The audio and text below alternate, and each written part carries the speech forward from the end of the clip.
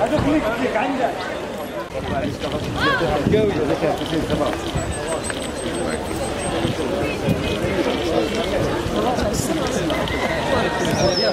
أجينا ايش يسوي؟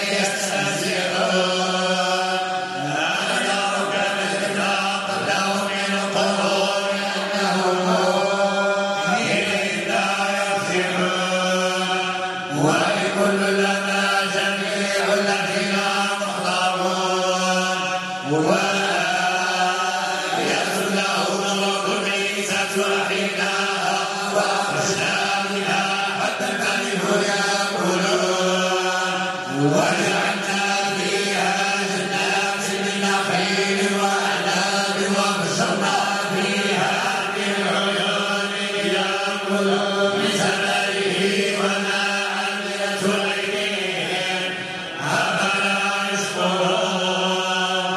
سبحان الذي خلق أزواج كلها مما تنبت الأرض من أنفسهم ومما لا يعلمون وآيات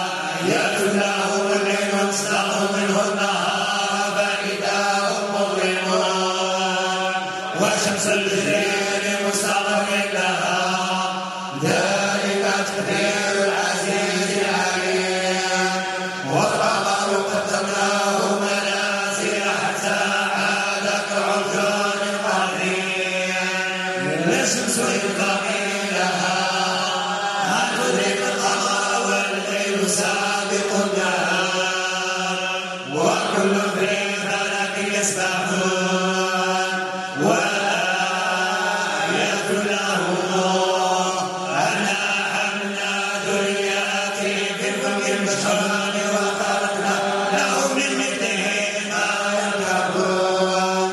وإن نشأ نغرقهم فلا صريخ لهم ولا هم ينقذون إلا رحمة منا ومتاعا إلى حين وإذا قيل لهم اتقوا ما بين أيديكم وما خلفكم لعلكم ترحمون وما تأتيهم من آية من آيات ربهم إلا كانوا عنها معرضين وإذا قيل لهم أنفقوا مما رزقكم الله قال الذين كفروا للذين آمنوا أنطعم لو يشاء الله أطعمه إن أنتم إلا في ضلال مبين ويقولون متى هذا الوعد إن كنتم صادقين ما ينظرون إلا صحة واحدة تأخذهم وهم يخصمون فلا يستطيعون توصية ولا إلى أهلهم يرجعون ونفخ في الصور فإذا هم من الأجداث إلى ربهم ينسلون قالوا يا ويلنا بعثنا من مقامنا هذا ما وعد الرحمن وصدق المرسلون إن كانت ناصحة واحدة فإذا هم جميع الذين محضرون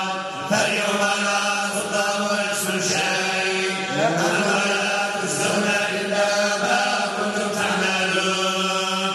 إن أصحاب الجنة اليوم في شغل ذاكرون هم وأزواجهم في ظلال على الأرائك متكئون لهم فيها فاكهة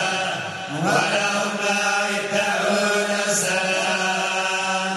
قولا من رب رحيم وامتازوا اليوم أيها المجرمون ألم عليكم يا بني آدم لا تعبدوا الشيطان إنه لكم عدو مبين وأن اعبدوني هذا صراط مستقيم ولقد ضل منكم جبلا